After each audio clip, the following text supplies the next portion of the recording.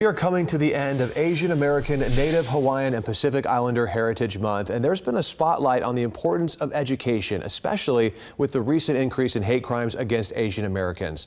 Let's go now to KCRA3's Edie Lambert, who talked to a Sacramento congresswoman who has been working on this for decades.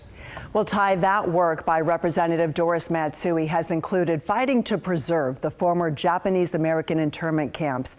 And she has a deeply personal reason for making sure that we all know that part of American history. I was born in an internment camp, and that is a fact, right? Post in Arizona is on my birth certificate. This is the post on internment camp. And although Congresswoman Doris Matsui's family was released when she was just 3 months old, it's shaped who she is and how she leads. I realize it is who I am. And what I do is reflective of the lessons that I've learned as I've been growing up, you know, with my parents and what they went through. That is really what is really the part of me that whatever I do, whatever is healthcare, flood protection, technology, climate, I always incorporate that into what I do. Her family told her about the hardships of the camps and also the strength of spirit to rise above those challenges. I think what was remarkable to me is they knew that eventually they'll get out.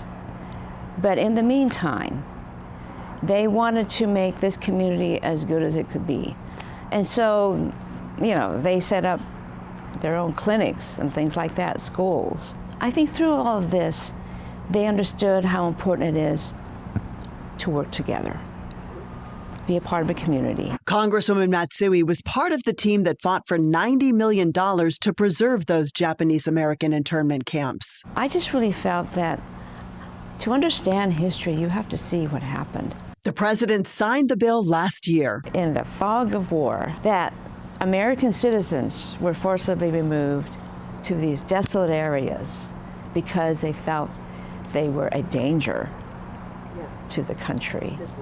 Disloyal. She was reminded how easily history can repeat itself after 9/11, when Donald Trump suggested barring Muslims from entering the country and creating a government registry for Muslim Americans during his first campaign for president. For Muslims specifically, how do you actually get them registered into a database? It would be just good management. Trump and others in the campaign used the internment of Japanese Americans to argue for the legal precedent. I said, wait a minute. Do you realize what you're saying? I mean, that's that whole otherism that goes on. And I really believe that those of us who are Asian Americans realize we have to stand up for everyone else. And then COVID hit. As some political leaders called it the Chinese virus or Kung flu, anti-Asian hate crimes increased by 339% from 2020 to 2021. I feel a sense of alarm because it's the targeting of people who aren't quite like yourself, or you don't know them, you don't understand their culture. And that's really why we have to keep talking about how important it is to understand each other. But despite the challenges, she's maintained a vision and hope that were planted in the most barren of places. We can be diverse, but our strength is our unity. And that's a lesson for the whole country, I believe. And also during this AANHPI Heritage Month, there's been a focus on electing more people from those groups into offices at all levels of government.